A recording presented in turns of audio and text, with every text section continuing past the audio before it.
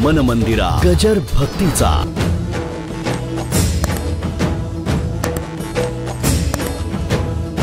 प्रेमाला कुठे कळतं की मी प्रेम करतोय? प्रेमाचा स्वभाव आहे आपलं अस्तित्व संपूर्ण त्याच्यात संपून टाकणं. हा प्रेमाचा गुणधर्म आहे, गुणधर्म आहे. अरे म्हणे तुझ्या केसातून कृष्ण, मला माहित नाही म्हणे सख्या, मी कृष्ण ध्वनी घेत नाही, मी कृष्णाचं स्मरण करत नाही, कृष्णच माझ्या रोमात येऊन बसलाय, मी तरी काय करू?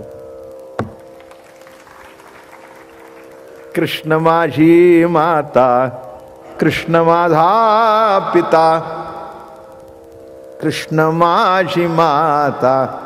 आणि हे असे आलिंगन घडलं आणि दरवाजा उघडला. सखा तिथे उभा होता.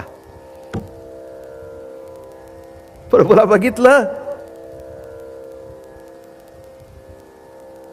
गरुड धावत गेला आणि प्रभूला आलिंगन दिलं. प्रभू राया, बरं झालं, बरं झालं, बरं झालं, बरं झालं, बरं झालं, बरं झालं, आज तुम्हाला इथे संताच्या घरी आणलंस, भक्ताच्या घरी आणलंस. माझ्या मनातला अहंकार गेला.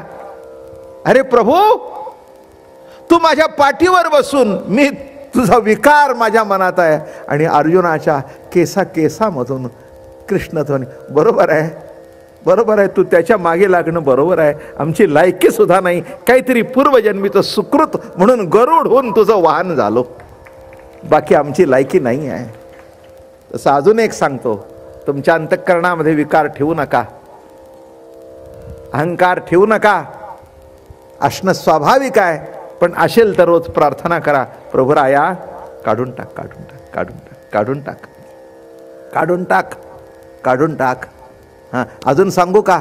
दुधाच्या भांड्यामध्ये दुसरं काही ठेवलं तर ते नासतं. एवढा व्यवहार माहिती आहे ना तुम्हाला? दुधाच्या भांड्यामध्ये दूधच ठेवावं. दुधाच्या भांड्यामध्ये बदामाचं तेल ठेवलं ना तरी ते दूध नसेल. तसं या अंतःकरणामध्ये परमात्म्याचीच वस्ती करावी. अहंकार सूक्ष्म जरी आला तरी तो तुमच्या जीवनाचं दूध नासवून टाकेल. अगदी 50 रुपये लिटरचं दूध आणा, तेही नासेल, 100% नासेल. कारण जे दुधाचं भांड आहे ते दुधाकरता वापरावं. आमटीचं भांड दुधाकरता कधीही वापरू नये, कारण त्याच्यात आंबट, तिखट, मिखट, कळलं का? हे विकाराचं भांड आहे. आणि दूध म्हणजे अमृत आहे. तसं या हृदयामध्ये. आणि एवढं कळल्यानंतर दोघा भक्तांचं मिलन झालं, देवाला आनंद झाला.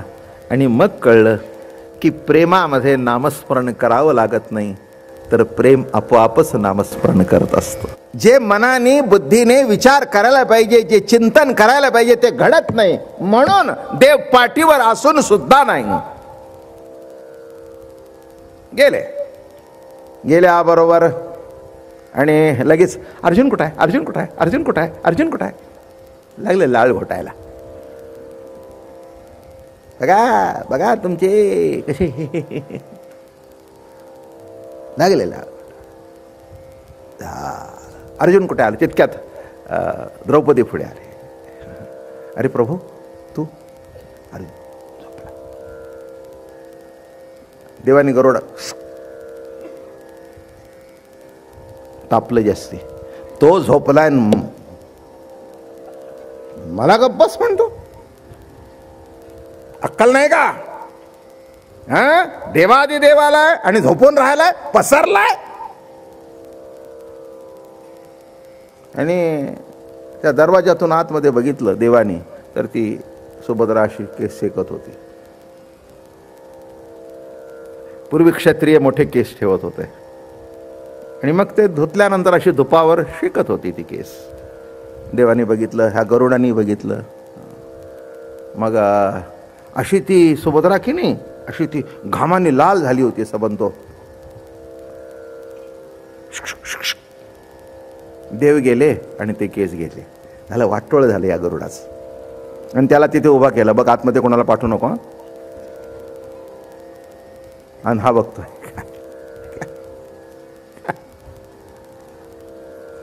आम्ही एवढे दिवस काढले पण आम्हाला प्रेमाने नाही, केस शेकत बसलाय. हा काय देव आहे का? हा काय देव आहे का? हा अंगाची आग याच्या मनात सुटलं.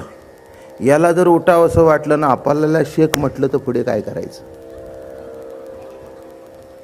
याला काय वाटलं, बरं नाही म्हणायची हिंमत नाही. हा जर म्हणला गरुडा इकडे ये, मला जरा जाऊन यायचंय बाहेर, पुढे काय करायचं? याला काही इलाज आहे का? याच्यात उठलं की नेमकं तिकडे उठलं.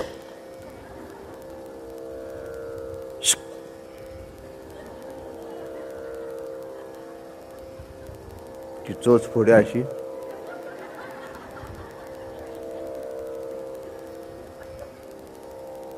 ते डोळे असं असं करून बघतंय. निघाला. इकडे हे केस घ्या हातात. शेख गरुडा सांभाळ, एका कसाला धक्का लागला तर तू शिल्लक राहत नाहीस. मला कळतंय. नीट शेख केस.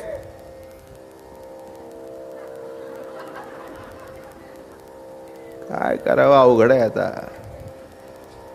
तुम्हाला प्रवचन म्हणजे प्रवचन नाही, ते चित्र समोर उभं राहिलं पाहिजे ना. असा तो सोन्याचा मंचक आहे, इथे अशी शेगडी ठेवलेली आहे, तिथे असा धूप आहे आणि असे ते केस शेकतायत. आणि गरुड बसला. देव गेले, दार ओढून घेतलं आणि असे केस शेकतोय. काय झालं? एक 5-6 सेकंद गेले असतील आणि त्या खोलीमध्ये आवाज घुमू लागला, कृष्ण कृष्ण जय, कृष्ण कृष्ण जय. प्रेमात सतत नामस्मरण असतं, हेच विषय मांडलाय. कृष्ण कृष्ण जय, कृष्ण कृष्ण जय, कृष्ण कृष्ण जय, कृष्ण कृष्ण जय, कृष्ण कृष्ण. काय कुठून आवाज येतोय? जरा खाली कान गेले तर कळलं की अर्जुनाच्या केसातून आवाज येतोय. अर्जुनाच्या प्रत्येक केसातून कृष्ण कृष्ण जय, कृष्ण कृष्ण जय, कृष्ण कृष्ण जय, कृष्ण कृष्ण जय, कृष्ण कृष्ण जय, कृष्ण कृष्ण जय. केसातून रोम रोमातून कृष्ण ध्वनी प्रकट होतात. गरुडाला पहिल्यांदा खरं वाटलं नाही. पुन्हा कान लावले, पुन्हा कान लावले, पुन्हा कान लावले. मग खात्री झाली आणि ते केस हातात असाच बसलेला. तितक्यात या कुशीवरून या कुशीवर अर्जुन झाला आणि गरुडाला बघितलं. गरुडाला बघितल्यावर उठला चटकन. सख्या गरुडा, जीव लगा. किती रे भाग्यवान आहेस, माझ्या मायबापाला सतत पाठीवर वाहतोस.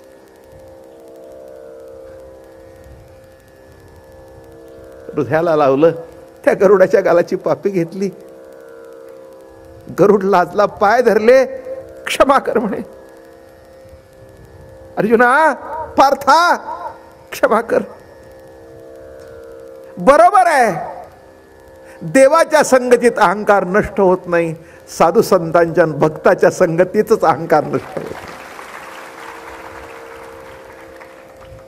देव माझ्या पाठीवर बसला तसा अहंकार सुद्धा माझ्या पाठीवर बसला होता. पण संत दर्शनी हा लाभ पद्मनाभ जोडला. नाही नाही, देवाच्या संगतीत अहंकार गेला नाही. पण अर्जुना, नाही नाही सख्या, आत्मनिवेदन तळीची जे पिटिका होय सख्याची, पार्थू अधिष्ठात्री तेथीची मातृका गा. पार्थ हा त्या भक्तीचा मातृका आहे, आई आहे, माता आहे, प्रेम भक्तीचा. आणि ते असे लावले, गळ्याला लावलं. अरे म्हणे, सख्या तुझ्या रोम रोमातून कृष्ण निघतोय? मला माहित नाही म्हटले. अर्थ कळला का? प्रेमाला कळतच नाही की मी प्रेम करतोय.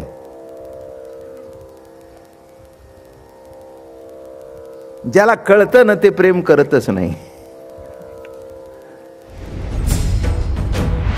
मन मंदिरा गजर भक्तीचा